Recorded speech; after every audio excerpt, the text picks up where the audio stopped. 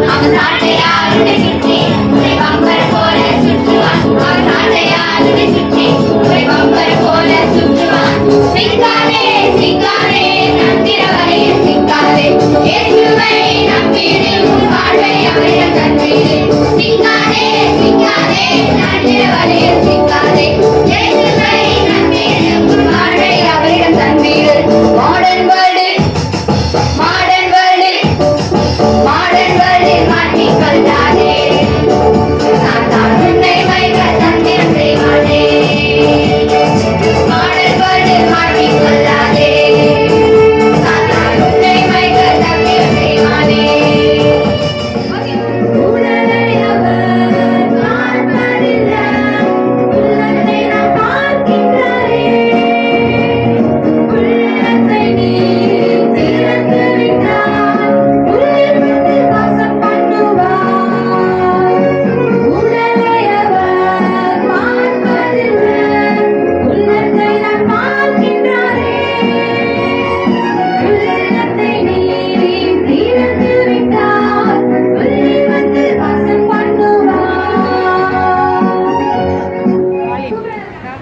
அப்படியே சொல்லு. ஒரே நிமிஷம் இருங்கக்கா. இது என்னன்னு கொஞ்சம் ரிவ்யூ பண்ணுறீங்களா?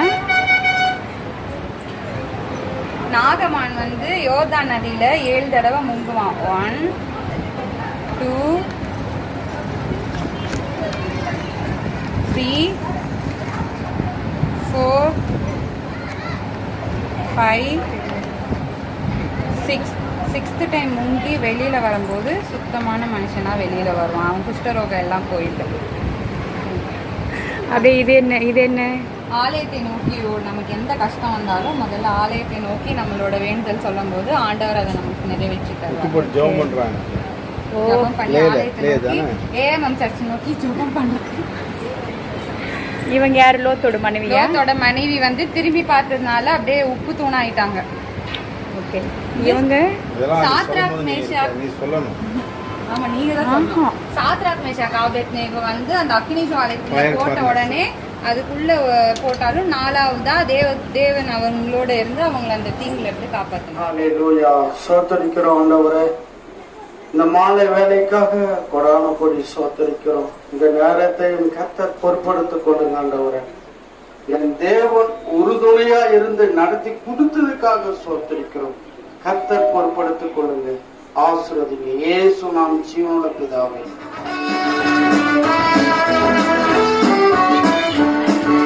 சோப்பு போட்டாலும் அது சுத்தமாகாது, சர்ஃப் போட்டாலும் அது வெண்மையாகாது, வாஷிங் மிஷினும் அது அழுக்கு நீக்காது.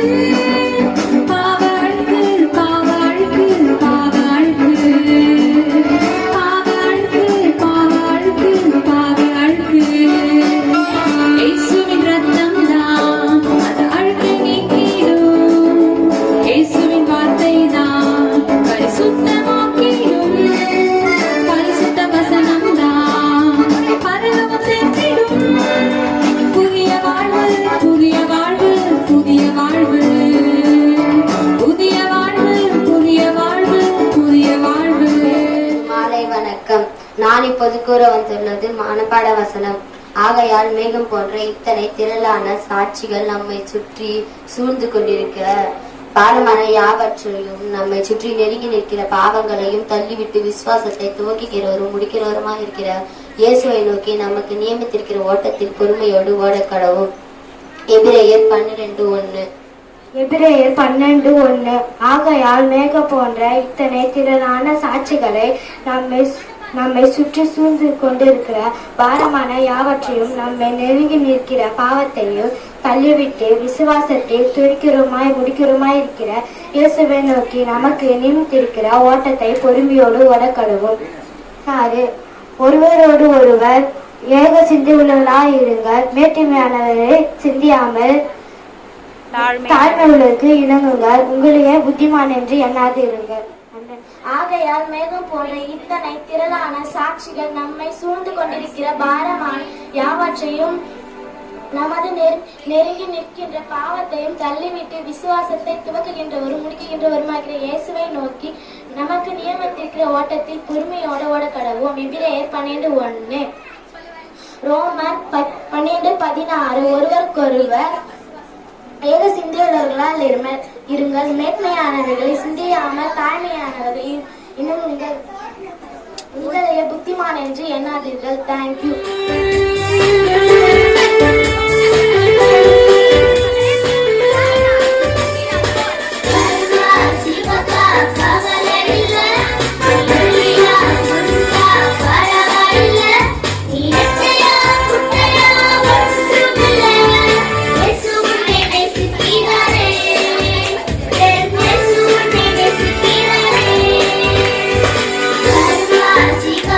கவலை இல்ல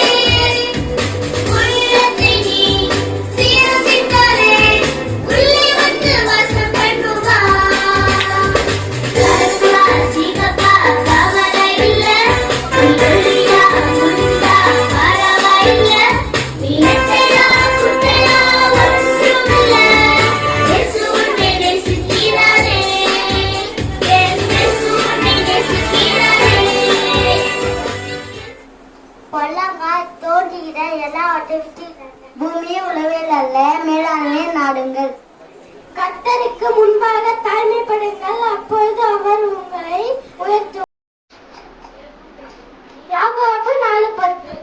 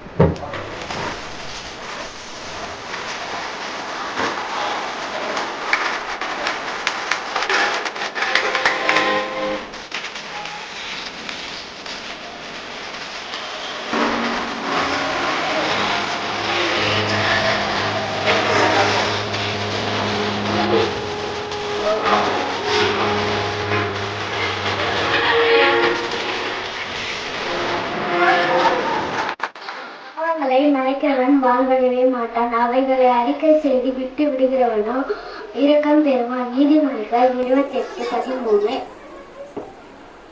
உலகமும் அதன் நிச்சயம் ஒளிந்து போகும், தேவனுடைய சித்தத்தின்படி செய்கிறவனோ என்றென்றைக்கும் நினைத்திருப்பான். 1 யோவான் 2:17. தன் பாவங்களை மறைக்கிறவன் வாழ்வடைய மாட்டான், அவைகளை அறிக்கை செய்து விட்டு விடுகிறவனோ எவனோ இரக்கம் பெறுவான். நீதிமொழிகள் 28:13. வாழ்வடைய மாட்டான், அவைகளை அறிக்கை செய்து விட்டு விடுகிறவனோ அவன் இரக்கம் பெறுவான். நீதிமொழிகள் 28:13.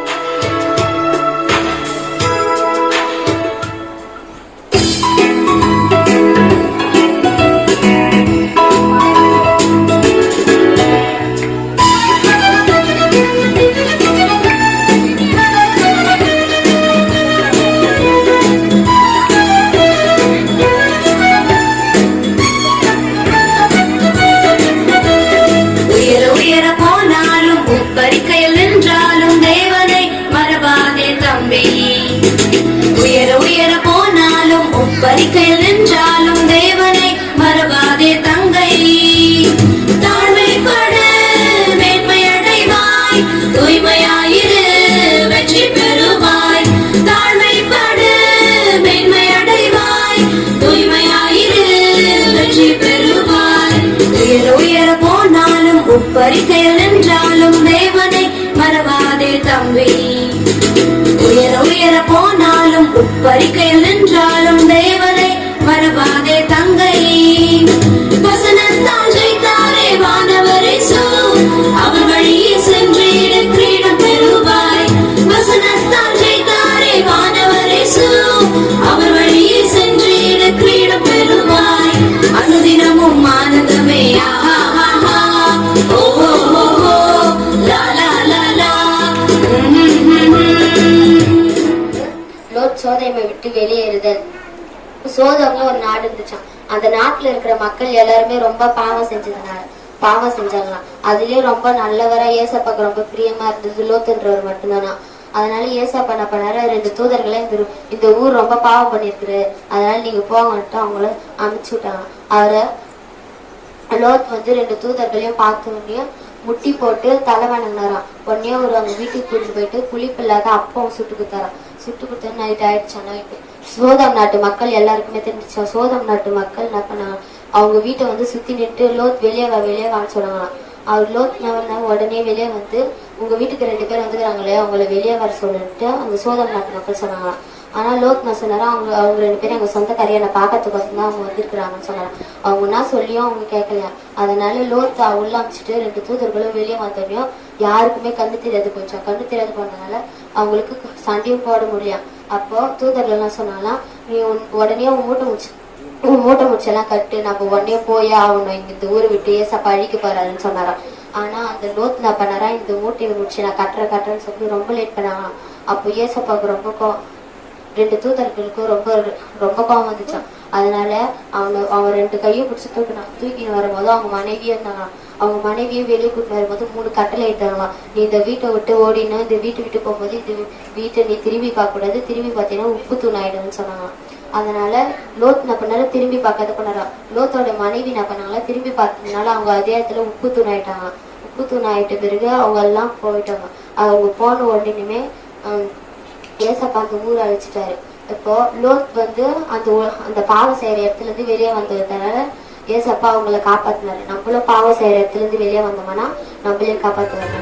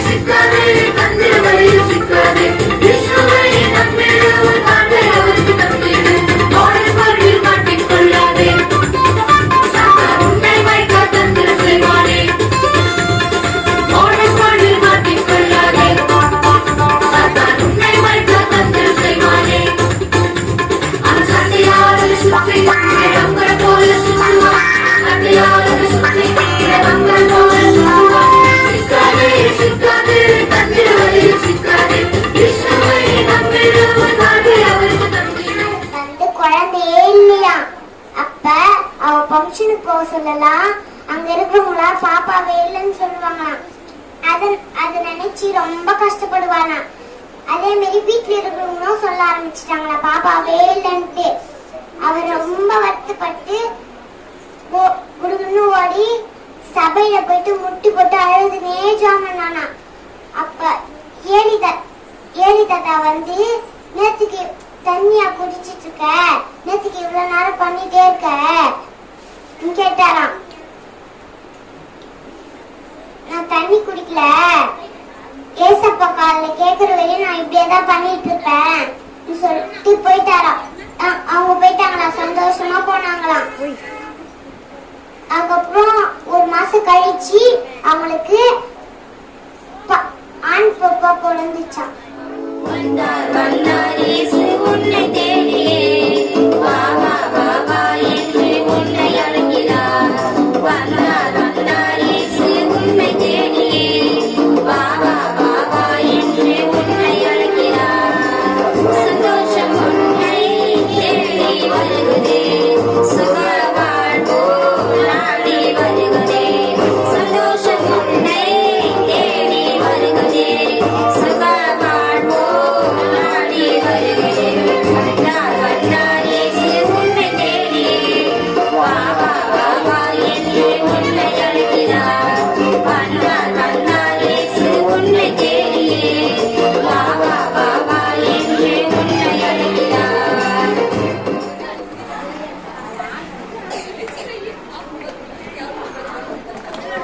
கொஞ்சம் வை விடுப்பா.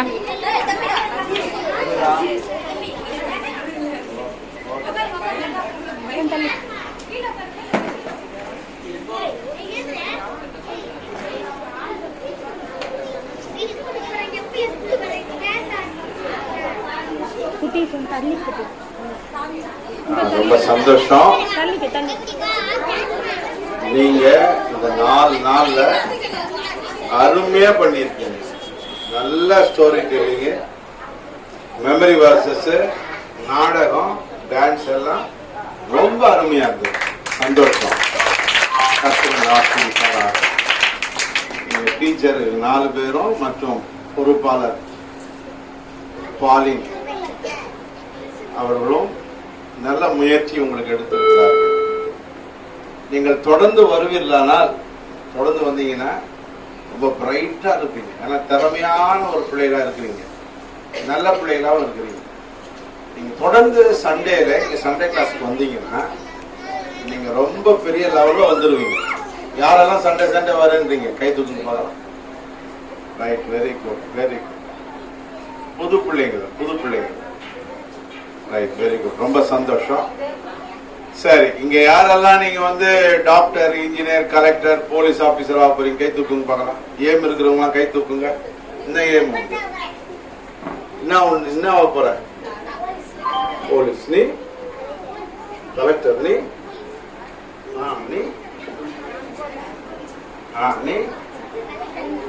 நீ என்ன ஆக போற சொல்லுமா?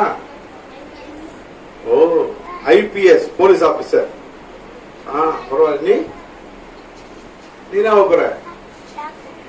சரி, அத்தனை பேருடைய எய்ம்காக நாங்க ஜெபம் பண்ண போறோம். சரியா? யார் யார் வீடெல்லாம் ஆசீர்வாதமா இருக்கணும்னு நினைக்கிறீங்க கை தூக்குங்க பார்க்கலாம். உங்க வீட்டுக்காக, உங்க அப்பா அம்மாவுக்காக என்ன பண்ணணும்? நீங்க ஜெபம் பண்ணணும். சரியா? ஒரு வீடு கூட வறுமையில தரித்திரத்துல இருக்க கூடாது. நல்லா கவனிங்க பாருங்க. நம்ம எல்லாம் ஏழை ஜனம். சொல்லுங்க, ஏழை ஜனத்தை தான் ஏசப்பா ரொம்ப நேசிக்கிறார். செல்போன் சொல்லுங்க, நாடகம், சினிமா, இதெல்லாம் நான் நிறுத்துவேன். சொல்லு, நல்ல ஜெபம் பண்ணுவேன், நல்ல படிப்பேன், உயர்ந்து வருவேன். சரி, இப்ப முற்றி போடுங்க. ஆசீர்வதிமாண்டவரே, உம்முடைய கரங்களை ஒப்பு கொடுக்கிறோம். அற்புதமாய் நடத்தும் இயேசுவின் நாமத்தில் பிதாவே.